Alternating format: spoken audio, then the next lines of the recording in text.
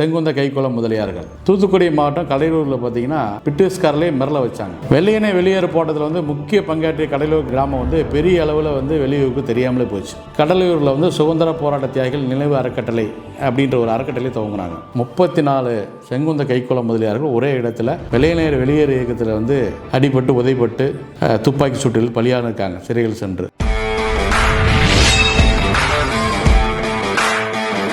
இந்திய விடுதலை போராட்டத்தில் வந்து பார்த்திங்கன்னா வெள்ளையனே வெளியேறு இயக்கம் வந்து மிகவும் முக்கியமானது. 1942 ஜூலை மாதம் தான் வர்தாவில் கூடிய இந்திய தேசிய காங்கிரஸ் செயற்குழு கூட்டத்தில் வந்து இந்த வெள்ளையனே வெளியேறு இயக்கத்தை வந்து அங்கே தான் துவங்குறாங்க. தொடர்ந்து பார்த்தீங்கன்னா 1942 மும்பையில் கூடிய காங்கிரஸ் மாநாட்டில் வந்து இந்த இயக்கத்தை முன்னெடுத்து செல்ல தீர்மானம் வந்து நிறைவேற்றுறாங்க. மாநாட்டில் பேசிய வந்து காந்தியடி என்ன சொல்றாருன்னா, செய் அல்லது செத்துமடி என்ற கோஷத்தை வலியுறுத்தி வெள்ளையனே வெளியேறு என்ற இயக்கத்தை வந்து தொடங்கி வைக்கிறார். தமிழகத்தில் பார்த்தீங்கன்னா வெள்ளையனே வெளியேக்கு வந்து பலர் தங்களை இணைச்சு கொண்டு சிறை சென்றாங்க.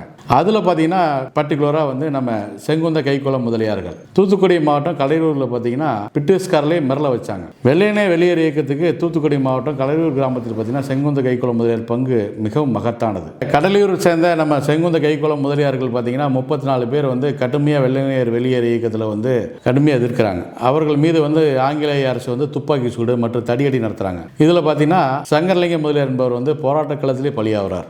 ராமசாமி முதலியார், மாடசாமி முதலியார் ஆகியோர் பார்த்தீங்கன்னா பலத்த காயமடைகிறாங்க. பங்கேற்ற அனைவரையும் கொண்டு போய் சிறையில் அடைச்சு பல்வேறு இன்னல்களுக்கு ஆளாக்கப்படுறாங்க. சிறையில் வந்து நிறைய பேர் கொல்லப்படுறாங்க. வெள்ளையனே வெளியேறு போட்டத்தில் வந்து முக்கிய பங்காற்றிய கடலூர் கிராமம் வந்து பெரிய அளவில் வந்து வெளியூருக்கு தெரியாமலே போச்சு. அந்த தியாகிகளோட வாரிசுகளுக்கு ஓய்வு வழங்குது அரசு வந்து அதோட ஓய்வூதியம் வழங்குறதோடு நிறுத்திட்டாங்க. இது என்ன ஆகுதுன்னா மிகப்பெரிய ஒரு அவங்க அந்த கிராம மக்களுக்கு வந்து மிகப்பெரிய ஒரு இதாக இருக்குது. அவர்கள் என்ன நினைக்கிறாங்கன்னா, அங்கே ஊரில் வந்து இவ்வளோ பெரிய ஒரு தியாகம் நடந்திருக்கு, அந்த தியாகத்தை போற்றும் வகையில் ஒரு நினைவு ஸ்தூபியாவது அமைக்கணும் அப்படின்னு சொல்லி அந்த கடலூர் மக்கள்லாம் சேர்ந்து முடிவு செய்கிறாங்க. அதற்கான வந்து நிதி திரட்டலான்னு முடிவு பண்ணி நிதி திரட்ட பண்ணுறாங்க. அவர்தான் வந்து அவ்வளோ போதிய பணம் இல்லை. அப்போ வந்து தென்னிந்திய செங்குந்த மகாஜன சங்கத்தினுடைய மாநில தலைவராக இருந்தவர் வந்து ஜே சுத்தானந்தம் அவரை அணுகி இதுக்கு நீங்கள் உதவி செய்ய முடியுமா அப்படின்னு கேட்குறாங்க. இது என்ன பண்ணுறாருன்னா, அவர் இதை எடுத்து வந்து அங்கே கடலூருக்கு வந்து அந்த செங்குந்தர் நடுநிலைப்பள்ளின்னு ஒரு ஸ்கூல் இருக்குது. அந்த ஸ்கூலில் வந்து அந்த ஸ்தூபி கட்டலான்னு முடிவெடுக்காங்க. 2007 வந்து ஸ்தூபி கட்டலான்னு முடிவெடுத்து அடிக்கல் நாட்டுறாங்க. அடிக்கல் நாட்டி 2008 வந்து அந்த ஸ்தூபி வந்து முடிக்கப்பட்டு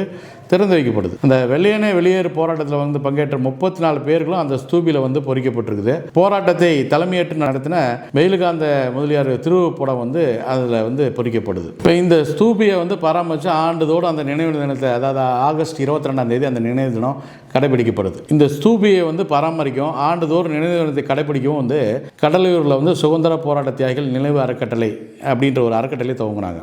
ஆண்டுதோறும் ஆகஸ்ட் 22 அந்த கிராம மக்கள், பள்ளி மாணவர்கள் அந்த நினைவு ஸ்தூபியை வந்து அஞ்சலி செலுத்துவது வழக்கமாக கொண்டிருக்காங்க இன்னைக்கு வரைக்கும். இருப்பினும் தியாகிகள் நினைவு தினம் பெரிய அளவில் வெளியில் தெரியல.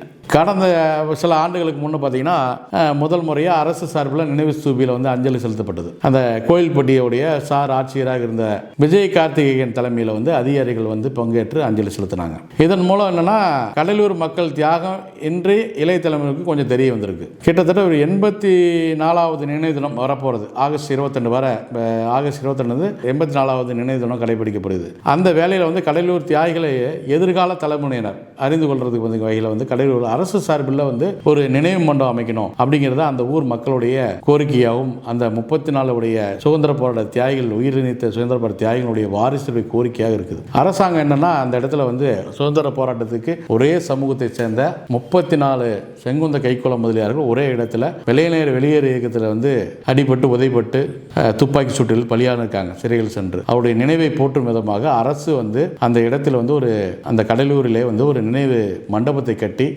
வருங்கால சந்ததியினர் வந்து அந்த தியாகத்தை தெரிந்து கொள்ளும் விதமாக அமைக்க வேண்டும் என்பது அந்த ஊர் பொதுமக்களுடைய கோரிக்கையாகவும் அந்த சுதந்திர போராட்ட தியாகிகளின் வாரிசுகளின் கோரிக்கையாகவும் உள்ளது.